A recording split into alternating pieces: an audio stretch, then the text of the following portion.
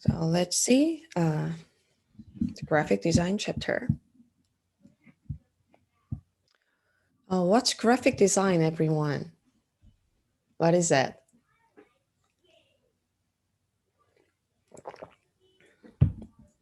Like advertisements and what they put on billboards and other things. Exactly, exactly. So do you think graphic design is art? It can be a part of art or not? I Yes. think so. Yeah, yeah, maybe, yes.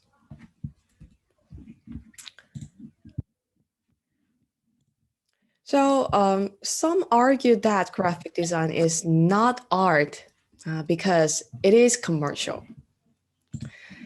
But it is used to sell things and to make money for a client. However, work of art sometimes also promotes the industry or typical products of a reason. A graphic designer creates work to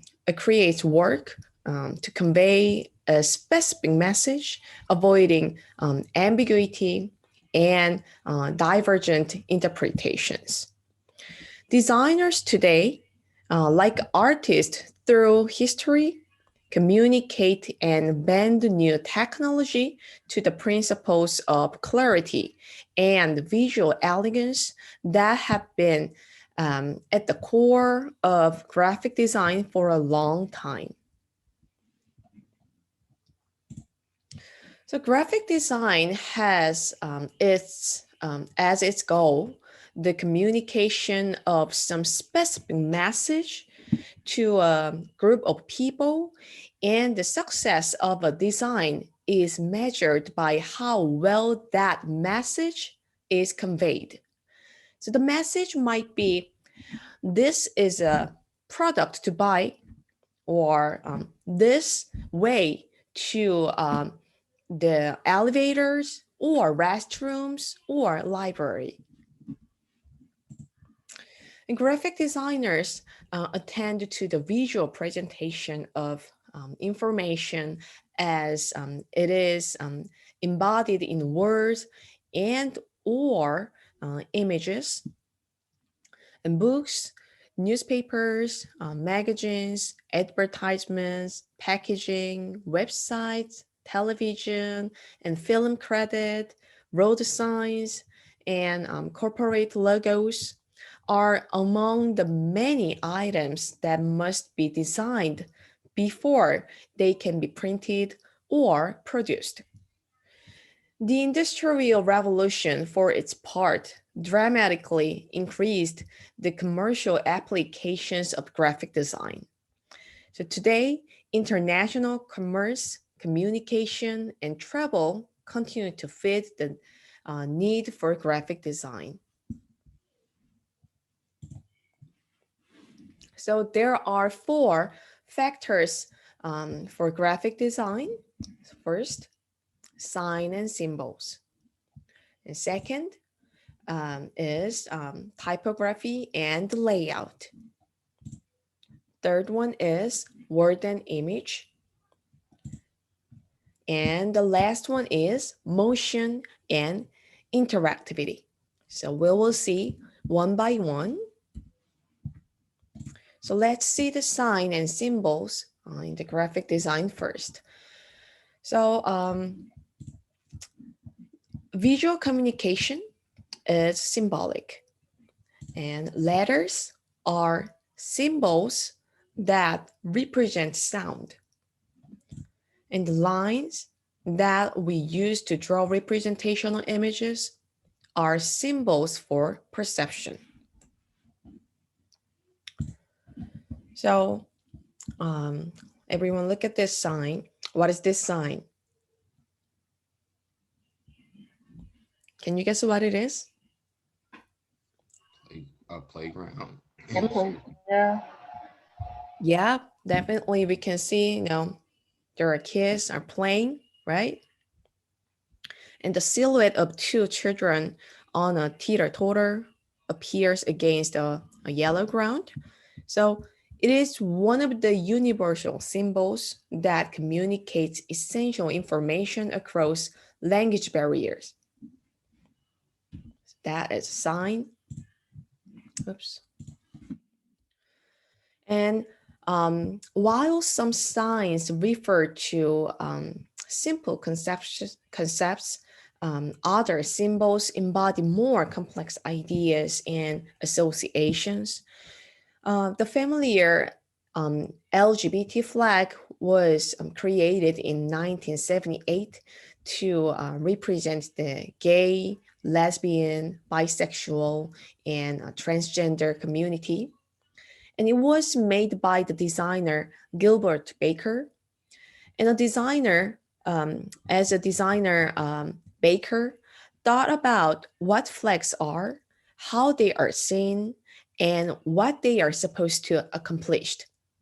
So most importantly, he considered how to represent the gay community in a positive and uplifting way.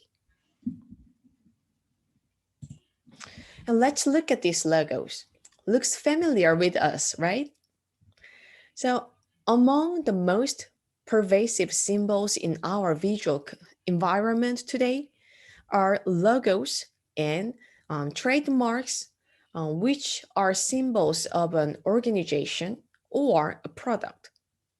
So Paul Rand was one of the most influential of all American graphic designers.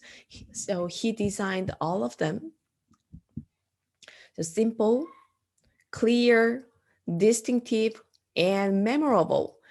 Each of these corporate logos has become familiar to millions of people around the world, instantly calling to mind the company and its products or services. And now, let's see typography and layout as a second graphic design factor. So cultures throughout history have appreciated the visual aspects of their written language. In China and Japan and in Islam cultures, calligraphy is considered as an art. And in Western culture, letters for public architectural inscriptions has been carefully designed since the time of the ancient Romans, whose alphabet we have inherited. So Albrecht Dürer designed the well-balanced letter form, typeface. So this is typeface. And constructing each letter within a square like this.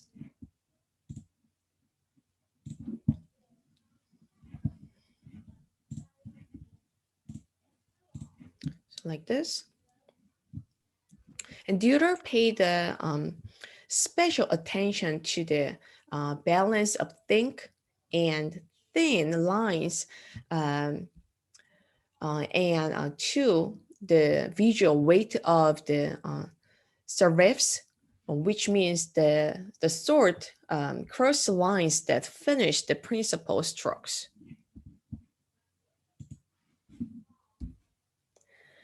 Today, type is created and set by digital and photographic method. The design of typefaces continues to be an important, as important as often highly specialized field. And graphic designers have literally thousands of styles to choose from. And having selected typeface, the designer's next concern is layout, or how text and images appear on the page like this. So layout is significant in design because one of the most important tasks of a graphic designer is to devise visual presentations that make potentially confusing information easier to grasp. It indicates such significations as the dimensions of the page, the width of the margins, the sizes and styles of type for text and headings, the style and placement of running heads or feet, and many other elements. So now let's see word and image as the third graphic design factor.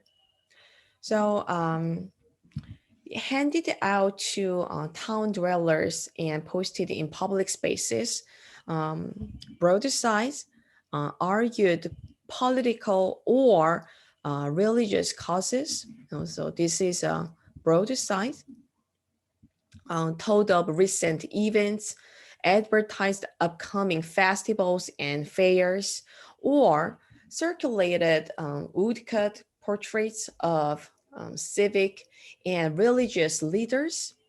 So they were the direct ancestors. So this broader size were the direct ancestors not only for of advertising and posters, but also leaflets, brochures, newspapers, and magazines. So with the development of color lithography in the 19th century, posters came into their own as the most eye-catching form of advertising.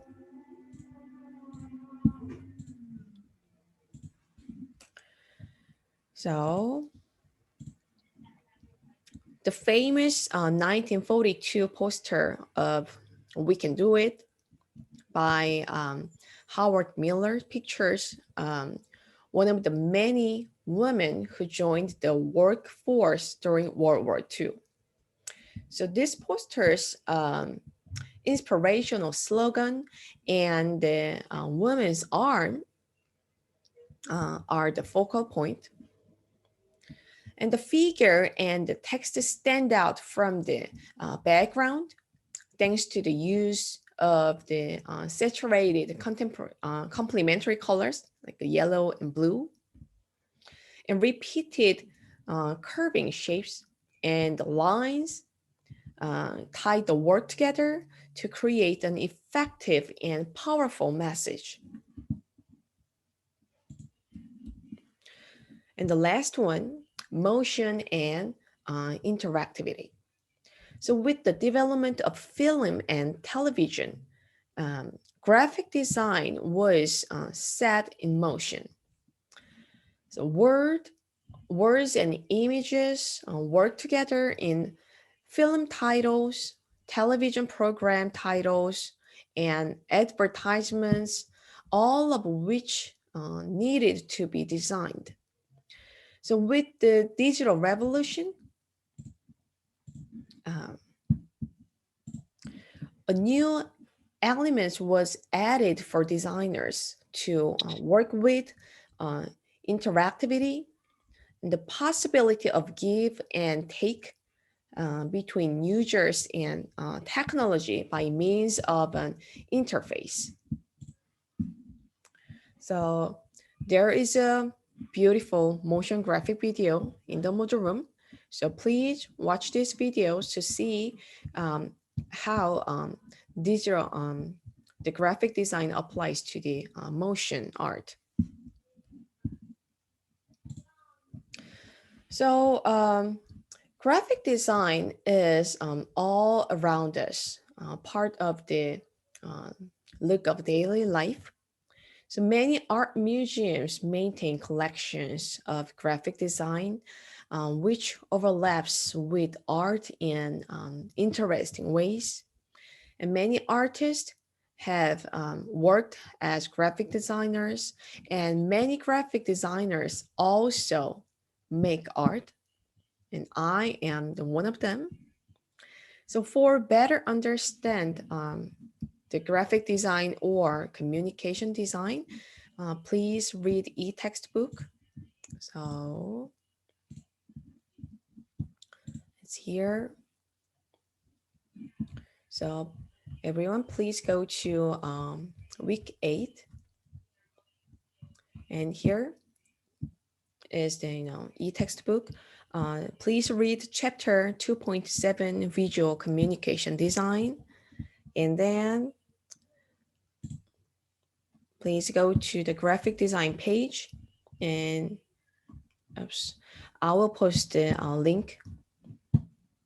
There is a missing link here. All right, so we have a discussion today, which is simple but fun. So this is today's discussion topic.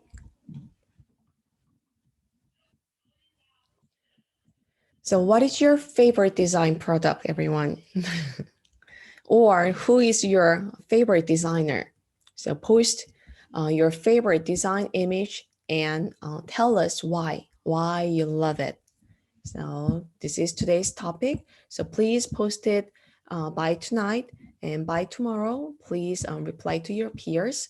So by today, we just completed the two-dimensional chapters, and from next week, we're gonna start the art histories. That is going to be a little bit, hard to understand, and there are lots of things to remember. All right. Any question, everyone? Professor,